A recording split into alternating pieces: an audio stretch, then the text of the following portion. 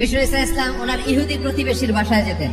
এক ইহুদি কিশোর আমার নবীর খেদমত করতো, তারা ছিল নবীর প্রতিবেশী। তো অনেকদিন হয় ইহুদি ছেলেটা আসে না। বিষ্ণু খোঁজ দিলেন, ঘটনা কি? একটা ইহুদি ছেলে না আমার খেদমতে আসতো, ছেলেটা কই? খোঁজ নিয়ে জানলেন ছেলেটা অসুস্থ। বিষ্ণু ইসলাম ওই ইহুদির বাড়িতে চলে গেলেন ওই ছেলেটাকে দেখা করার জন্য। যে দেখে ইহুদি ছেলেটা মুমূর্ষ, যান যায় যায় ভাব, বিছানায় পড়ে আছে, তার বাবা দাঁড়ানো। বিশ্বনবী তার মাথার পাশে বসলেন, মাথায় হাত বুলিয়ে দিলেন, আর ছেলেটাকে বললেন, হে ইহুদি ছেলে, আসলিম, ইসলাম ধর্ম গ্রহণ করো। তো ছোট্ট ছেলে ভাবে আমরা ইহুদি, এখন ইসলাম ধর্ম গ্রহণ করলে আব্বা যদি বকা দেয়, ফানাযারা ইলা ওয়াজহি আবি, আব্বা যদি বলে তাহলে ইসলাম ধর্ম গ্রহণ করো। ইহুদি ছেলেটা তার বাবার দিকে যখন তাকালো, ওর বাবা বলে, আতি আবুল কাসিম, আবুল কাসিম যা বলে তাই করো, মোহাম্মদ যা বলে তাই শোনো। এই কথা শুনে ছেলে সাহস পাইছে। ছেলে আবার পড়তে আরম্ভ করলো, আশহাদু আল্লাহ ইলাহা ইল্লাল্লাহ ওয়া আশহাদু আন্না মুহাম্মাদার রাসূলুল্লাহ, পড়েন আল্লাহু আকবার।